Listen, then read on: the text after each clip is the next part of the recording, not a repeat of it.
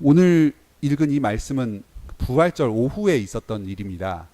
오늘로 치면은 2000년 전에 이제 오늘 오후에 어느 때인가 아마 있었던 일인 것 같습니다. 그 제자들 중에 두 사람이 예루살렘에서 떠나서 엠마오라고 하는 마을로 가고 있었습니다. 그 엠마오는 여기 25리라 하는데 예루살렘에서 한 10km 정도 떨어진 곳이었습니다. 오늘날로 치면 우리 관악교회에서 한 저 강남역이나 아니면 신촌 정도 되는 그 정도 거리에 있는 가까이 있는 도시였습니다. 왜 그곳으로 제자들이 가고 있었는가 확실히는 모르겠습니다. 혹시는 그 제자들이 예루살렘에서 그 예수님과 함께 체포되고 핍박받지 않을까 싶어서 두려워서 그쪽 마을에 가서 아지트를 만들어서 모여 있었던 건 아닌가 뭐 그런 생각이 들기도 하고 정확하게는 모르겠습니다. 어쨌든 이 사람들이 그 길로 이렇게 둘이서 가고 있으면서 이야기를 하면서 갑니다. 아마 그 예수님께서 그동안 이제 십자가에 못 박혀 죽으시고 이 유월절 기간 동안에 이제 다시 아침에 무덤에서 사라지셨다. 그리고 천사가 나타나서 부활하셨다. 이런 이야기를 마리아로부터 전해들은 뭐 그런 이야기를 심각하게 나누면서 가고 있었던 것 같습니다. 길을 가는데 이야기에 열중하니까 주변이 눈에 잘 들어오지 않는 그런 상황이었던 것 같습니다. 그런데 그때 한 남자가 그 사람들에게 가까이 다가와서 그들과 동행합니다. 그 두 제자는 옆에 웬 사람인가 하고 힐끗 쳐다보고 그냥 계속 자기들끼리 이야기를 하면서 자기 갈 길을 가고 있습니다. 사실 이분은 부활하신 예수님이셨습니다. 하지만 이 제자들은 그 예수님을 알아보지 못했습니다. 눈이 가려져 있었습니다. 그래서 보고도 보지 못했던 겁니다. 예수님께서 너희가 무슨 얘기를 주고받느냐 하고 질문을 하십니다. 그런데 이 제자들은 제자 중에 한 사람 그 글로바라고 하는 사람이 그 말에 대꾸를 합니다. 아니 지금 당신이 유월절 절기를 마치고 예루살렘에서 그 지방으로 내려가는 걸로 봐서 아마 제사를 절기를 지키려고 그 고향에서 예루살렘으로 왔다가 잠시 머물렀다 가는 사람인 것 같은데 그래서 그 유월절 절기 기간 동안에 예루살렘에 계속 머물렀던 것 같은데 어찌 예수의 소식을 듣지 못했단 말이오 하면서 의아스럽게 되묻습니다. 지금 예루살렘에 있던 사람들은 모두가 그 소식을 아는데 무슨 말인지 되묻는 걸 보니까 당신 한 사람만 모르고 있었던 것 같다 하고 그렇게 되묻습니다. 예수님의 일이 당시에 얼마나 그 충격적으로 모든 사람들에게 알려졌는지를 알 수가 있습니다. 예수님께서 다시금 그 사람들에게 그 물어봅니다. 그게 도대체 무슨 일이냐? 이제 이 글로바란 사람이 있었던 일을 요약해서 설명해 줍니다. 나사렛 예수라는 분이 계셨습니다. 이분은 하나님과 모든 사람들 앞에서 아주 능력 있게 능력을 가지고 말도 하고 행동도 하시던 하나님의 선지자였습니다. 그런데 대제사장과 관리들이 이 예수님을 사형 판결에 넘겨주어서 십자가에 못 박았습니다. 그 제자들은 예수님이 틀림없이 이스라엘을 속량할 자로 생각을 하고 있었는데 그분께서 그 일을 이루지 못하시고 그만 십자가에 못 박혀 죽으신 것입니다. 그래서 이 제자들이 지금 아주 슬퍼하고 있는 상황입니다. 예수님께서 질문을 하셨을 때 17절에 보면 두 사람이 슬픈 빛을 띠고 머물러 서더라 하는 구절이 나오는데 이 물어봐서 슬픈 빛을 띠면서 돌아본 게 아니고 원래 슬픈 얼굴을 하면서 얘기를 하면서 가고 있었는데 사람이 쳐다보니까 그냥 그 표정을 그대로 유지한 채로 이렇게 돌아본 겁니다. 지금 이 예수님에 대한 이야기를 하고 있었는데 이 사람들은 굉장히 슬픈 마음을 가지고 얘기를 하고 있습니다.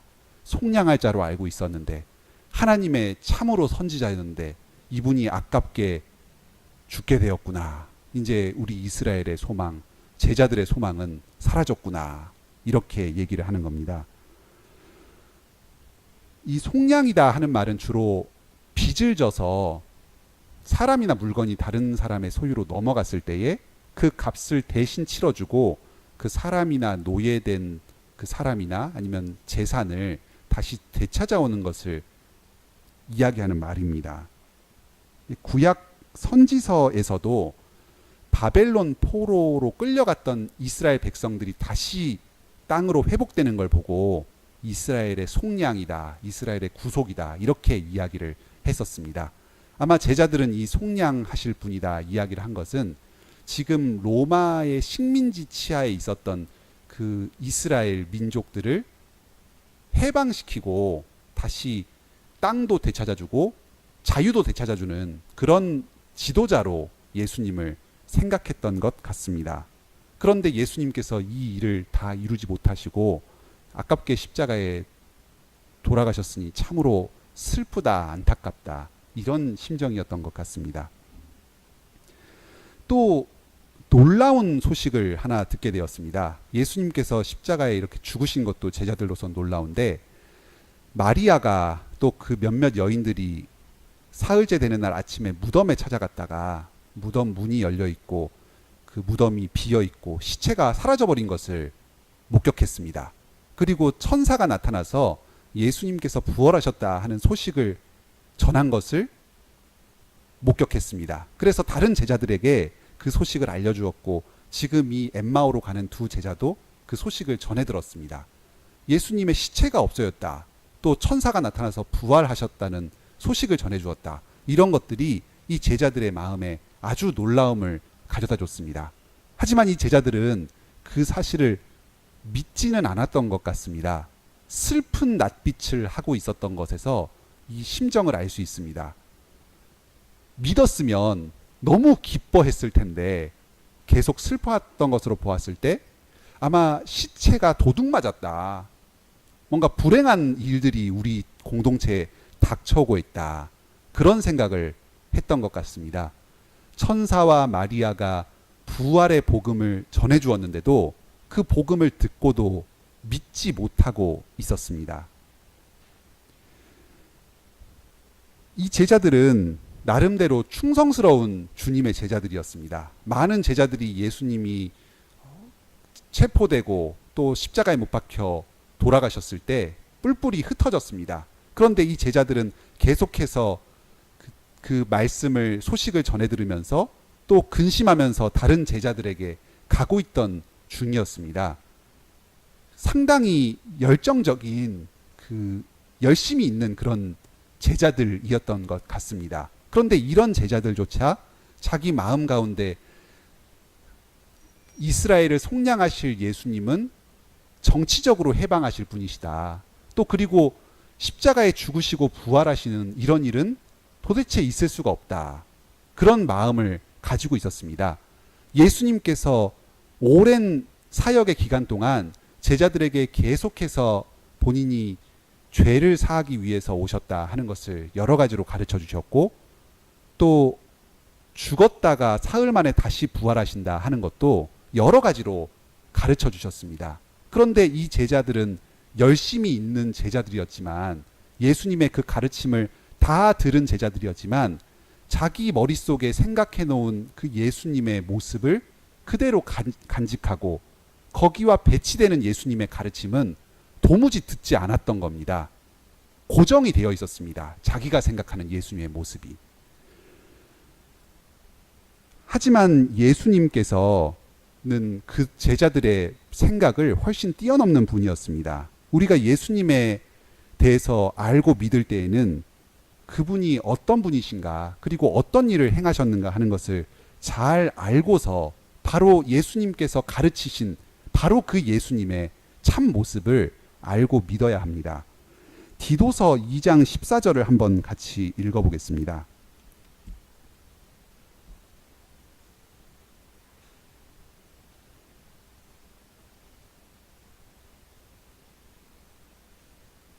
신약성경 348쪽입니다. 디도서 2장 14절입니다.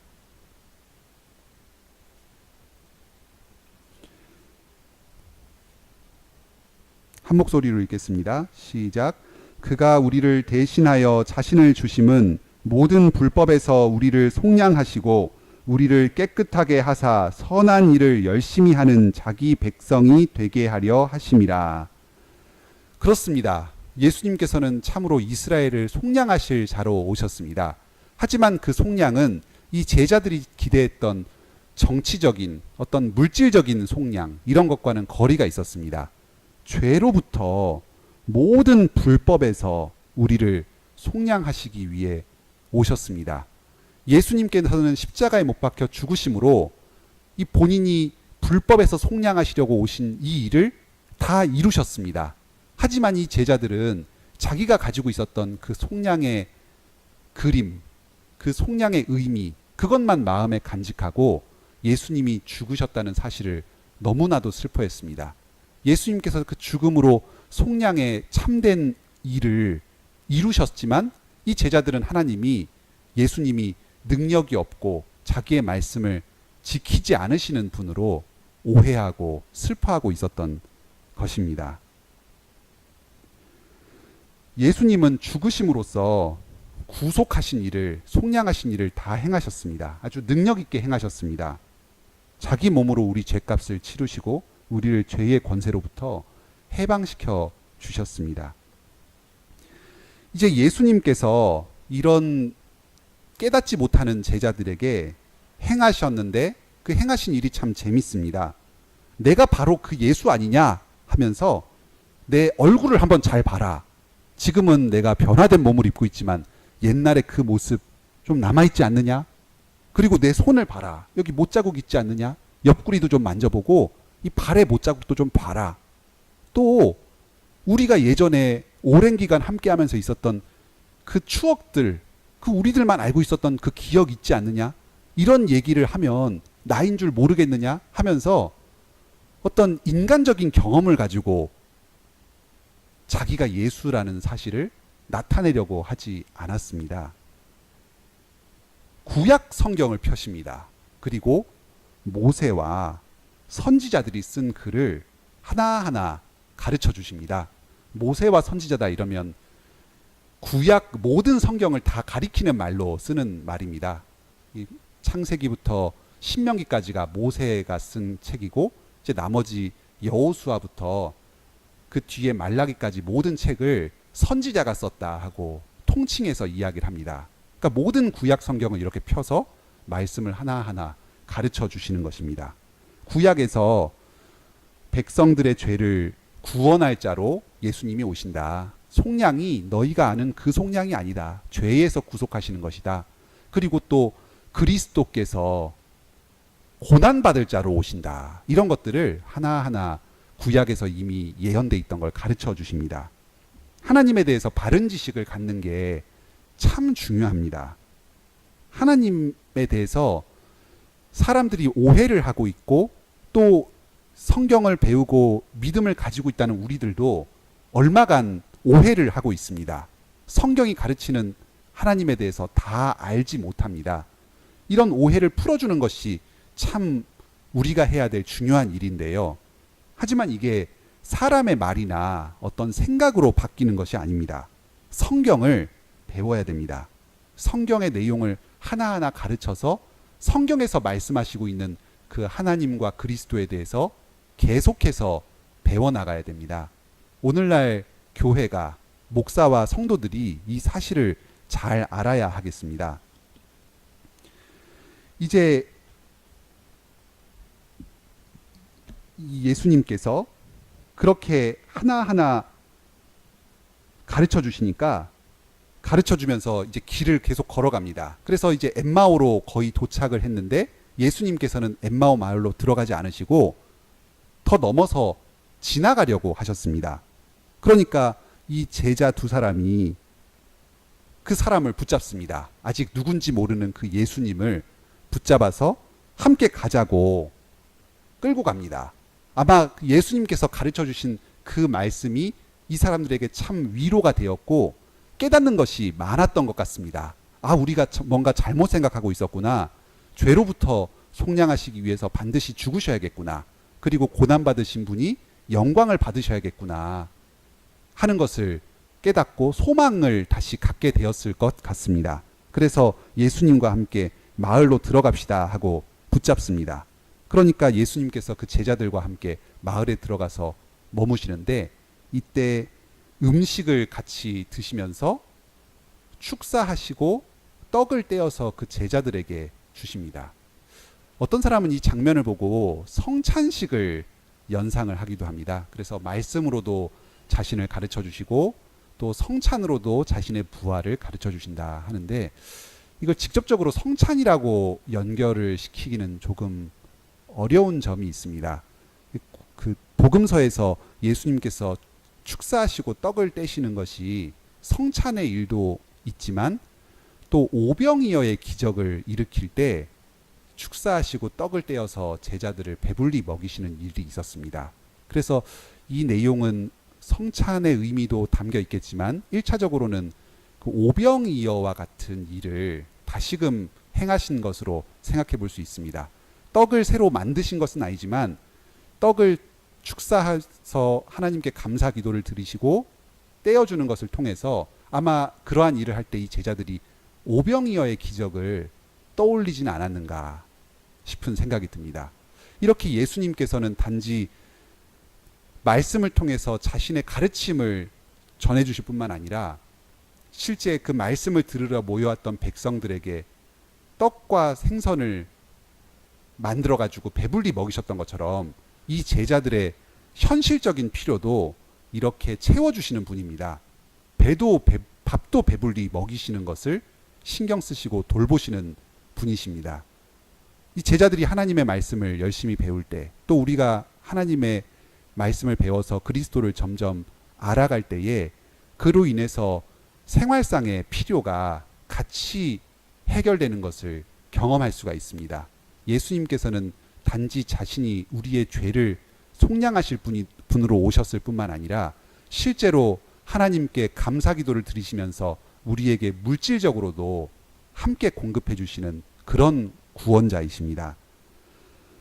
그때의 이 제자들이 눈이 밝아집니다. 처음에 16절에 보면 눈이 가리어져서 그인 줄 알아보지 못했다 하는 말과 이 31절에 그들의 눈이 밝아져서 그인 줄 알아보았다 하는 말이 대비를 이루고 있습니다. 사람이 직접 눈으로 부활하신 주님을 목격한다고 해서 주님의 부활을 깨닫게 되고 믿게 되는 것은 아닙니다. 이 두 사람은 예수님을 배웠고 한참 동안이나 길을 같이 걸으면서 대화를 나눴음에도 그분이 예수님이신 줄을 알지 못했습니다.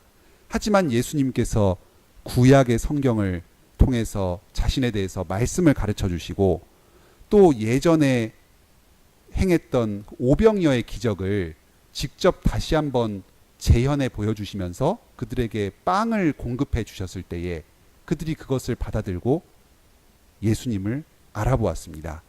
예수님께서 우리의 눈을 열어서 그분에 대해서 깨닫게 하시고 그분의 부활의 의미를 새롭게 깨닫게 하시는 때가 있습니다. 주님께서 하시는 일입니다. 주님께서 눈을 열어주셔야만 합니다. 우리는 오늘날도 계속해서 말씀을 통해서 그리스도가 어떤 분이신지 또 그리스도의 부활의 의미가 무엇인지를 깨달아가야 합니다. 배워가야 합니다. 그런데 이것은 우리가 단지 성경을 열심히 배운다고 이루어지는 것이 아닙니다. 주님께서 직접 자기에 대해서 가르쳐 주시고 우리의 눈을 열어서 주님을 보게 하여 주셔야지만 깨닫게 됩니다. 그러니까 우리 온 교회가 기도하는 것이 중요합니다. 우리 교회는 목사님께서 말씀을 잘 전하시니까 예수님에 대해서 풍부하게 안다. 또 내가 열심히 말씀을 배우니까 예수님에 대해서 잘 알고 부활을 잘 믿는다. 그렇게 결코 생각할 수 없습니다. 성경을 통해서 자신을 가르쳐 주시지만 눈을 뜨게 해주시는 분은 예수님이십니다. 예수님께서 오늘도 우리의 눈을 열어주셔서 말씀을 통해서 예수 그리스도의 부활의 의미를 깨닫게 하여 주시기를 구해야 되겠습니다. 그래서 예수님 그분 자신을 배웁게 해주시기를 구해야 하겠습니다. 이제 눈을 뜨게 되니까 예수님을 깨닫게 되니까 그때 그때 예수님께서 갑자기 사라져 버리십니다. 순간적으로 없어져 버리신 것 같습니다. 문을 열고 어디 나가신 게 아니라 고개를 그냥 돌려서 보니까 갑자기 예수님께서 사라지신 것 같습니다. 부활의 몸이 지금 우리의 몸과 다르고, 그래서 벽을 통과해서 들어가기도 하고 또 이렇게 옆에 있다가 갑자기 사라지기도 하는 것을 봅니다. 예수님께서 부활하시고 몸으로 다시 제자들에게 나타나셨던 것이 표적이라는 사실을 알려줍니다. 예수님의 부활을 보고 믿고서 계속해서 후대에 증언하도록 예수님께서 스스로 보이신 것입니다.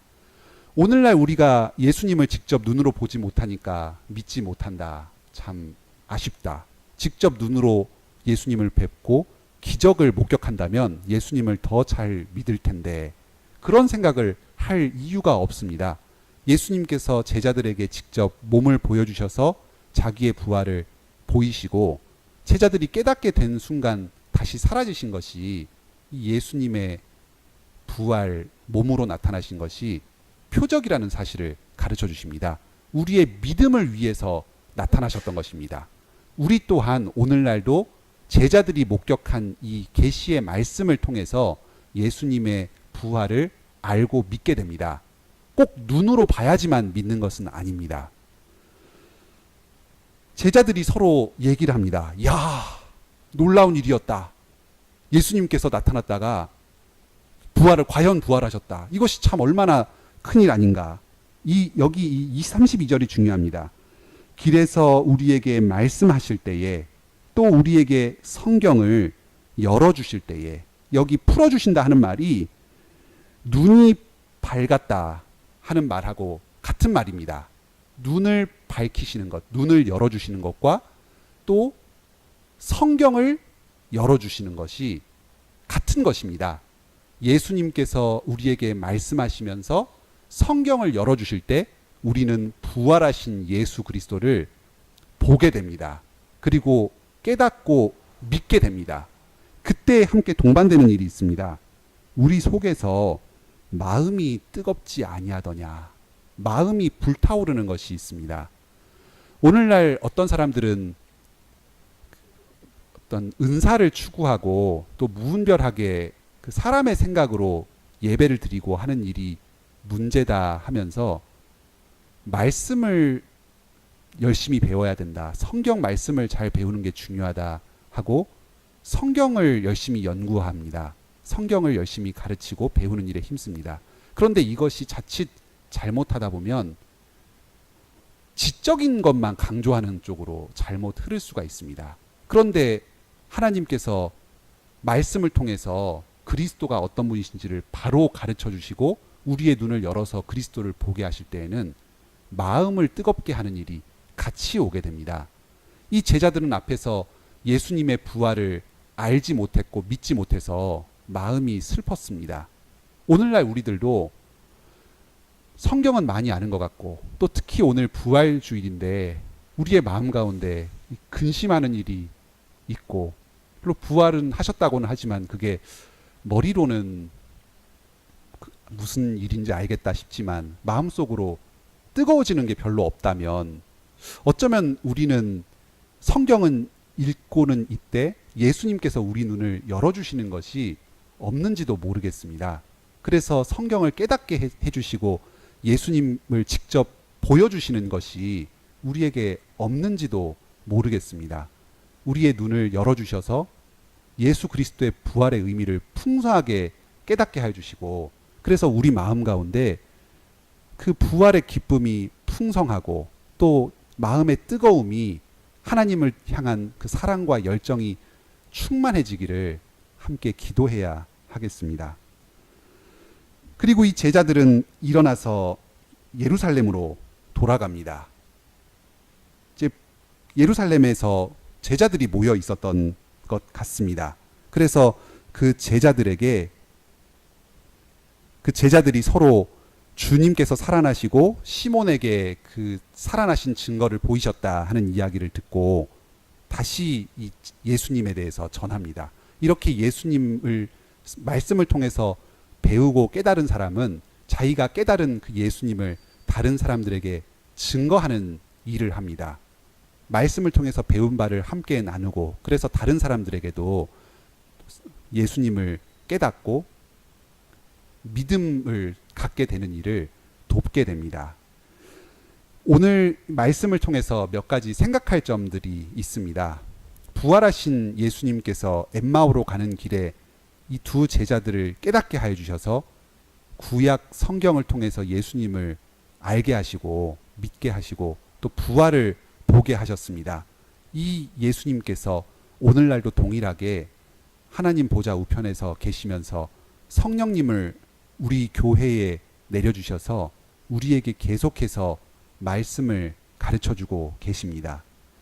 예수님께서 누구신가, 부활의 의미가 무엇인가 하는 것을 우리들에게 가르쳐주고 계십니다. 주님께서 성령으로 우리의 눈을 열어주셔서 예수님에 대해서, 부활에 대해서 계속해서 더 풍성하게 깨우쳐 주시기를 함께 구해야 하겠습니다.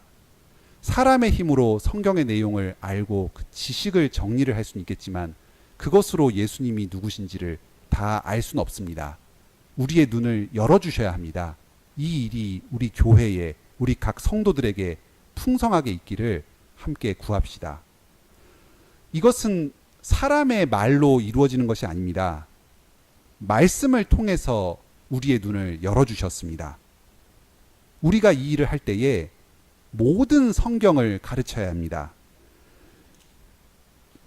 여기 27절에 보면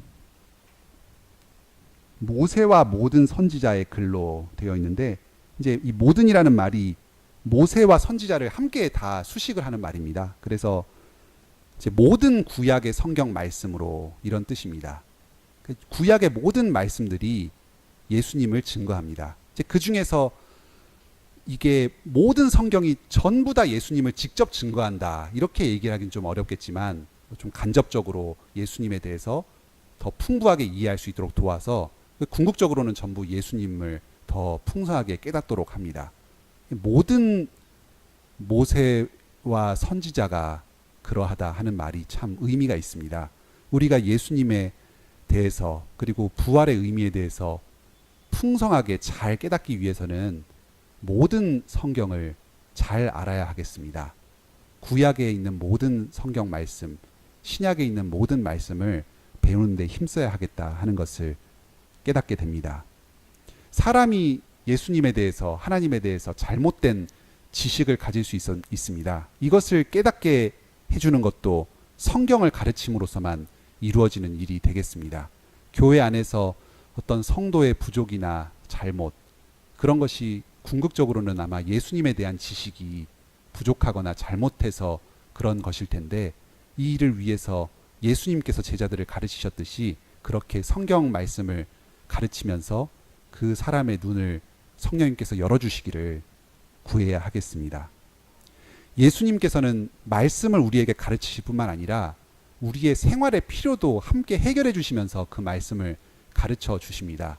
예수님의 부활의 의미, 예수님이 누구신가에 대해서 우리가 말씀을 배우는 일에 힘쓸 때에 그 말씀을 가르쳐 주신 그 예수님께서 오병이어의 기적을 행하셨듯이, 또 그리고 식사 자리에서 빵을 떼어서 직접 그 제자들에게 나눠주시면서 그 굶주림을 채우셨듯이 우리의 생활상의 필요도 모두 채우실 것입니다. 그래서 우리가 온전히 예수님을 더 알고 섬기는 대로 함께 나아가도록 우리를 지키시고 인도하실 것입니다.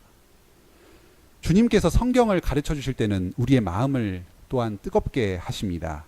그리고 부활의 의미를 깨닫고 기뻐하도록 만드십니다. 우리의 삶 가운데 이 마음에 하나님을 사랑하는 이 열정이 없다면, 또 부활의 기쁨 가운데 항상 기뻐하고 즐거워하는 그 기쁨이 없다면, 주님께서 우리의 눈을 다시금 열어주셔서 성경을 통해서 예수님을 더욱 풍성하게 배웁게 해달라고 기도해야 하겠습니다. 우리 주변에 있는 성도들 중에서 참 신앙생활을 성실히 하고 그 은혜의 수단들을 향해서 신실하게 예배에 참여하고 하지만 지금 여러 가지로 어려움을 겪고 특히 정서적인 고통을 겪는 성도가 있다면, 주님께서 그 성도의 마음을 눈을 열어주셔서 주님을 뵙게 해달라고 함께 기도로 도와야 하겠습니다. 주님께 이렇게 말씀을 배운 자들은 다른 형제들에게 또 그 말씀을 전하는 일에도 힘씁니다. 지금 부활의 의미를 제대로 깨닫지 못해서 낙심하고 있는 이 제자들에게 가서 자기가 보고 들은 것을 증언하고 그래서 그들의 믿음을 더욱 굳게 하는 일에 힘썼습니다. 우리가 하나님께서 우리의 눈을 열어주셔서 성경 말씀에 대해서 예수님에 대해서 더 깨닫게 해주시는 바가 있다면 그것을 다른 성도들과 함께 힘써 나눔으로써 다른 성도들 또한 더욱 주님을 알고 믿도록 하는데 돕는 일에 힘쓰도록 합시다. 또 주님께서 그렇게 하셨듯이 이 세상에 있는 주님께서 택하신 백성들에게도 또 기회가 닿는 대로 우리가 깨닫게 된 바, 우리가 뵙게 된 예수님에 대해서 전함으로써 그들이 예수님을 알고 믿도록 하는 일에도 힘쓰도록 합시다. 함께 감사의 찬송 부르겠습니다.